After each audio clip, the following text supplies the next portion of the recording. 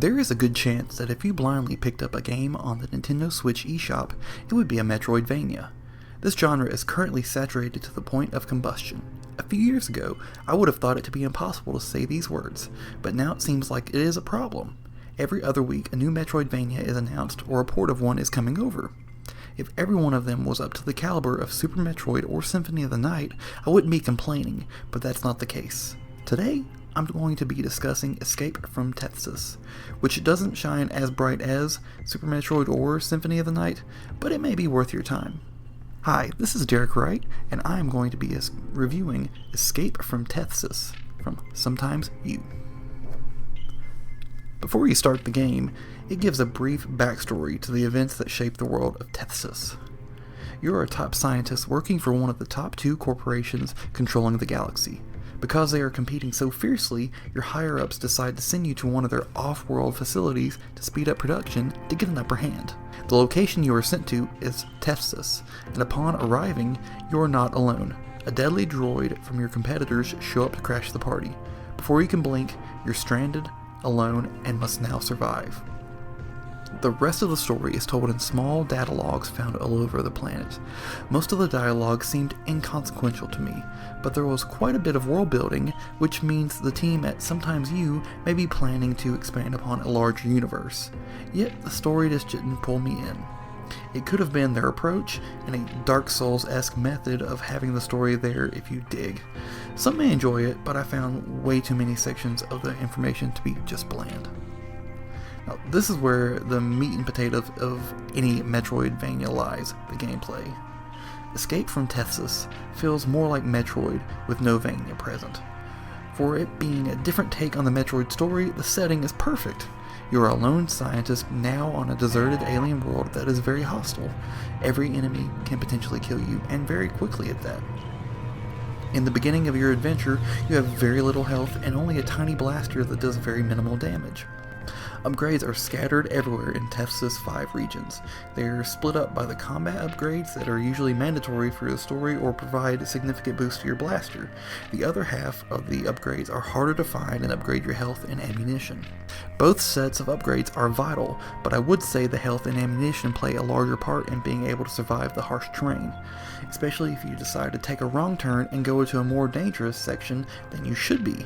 Without knowing it, I completely skipped a section that would grant me a lantern of sorts to blindly venture into the darkness. I assumed it was just a challenging section, and I made it through by the skin of my teeth and completed the next section.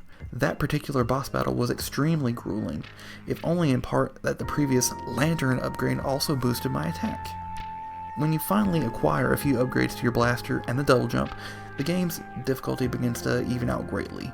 By the time I reached the last boss, I was hopeful that there was another encounter altogether because I felt it was too easy. To make this harder, I could have bypassed all the upgrades. I was basically an invisible war machine with my fully loaded arsenal. I'm sure that could have inflated my playtime by making it much more challenging.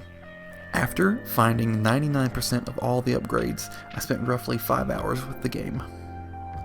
Much of the art of Tethys felt minimalistic with its sprites and backgrounds. That doesn't mean they are bad, but compared to the other faux 8-bit titles, it can seem simplistic, like a more advanced early-gen NES game. There was a decent bit of diversity in the rogue gallery. Many of the late-game bosses and enemies seem well thought out from a gameplay and artistic perspective. The music felt moody and atmospheric. The only time I found myself truly feeling the music was when it mirrored the environment or mirrored what I was feeling. Other times, I found myself ignoring it because I was just too focused on surviving. Either way, neither of these make the soundtrack not enjoyable, but maybe just a bit forgettable. When playing the game in handheld mode, I found a weird glitch. My Joy-Con stick would have a 1 to 2 second delay when controlling the main character. When using the D-pad, it had no such issue. I tested it out in dock mode, and it wasn't present.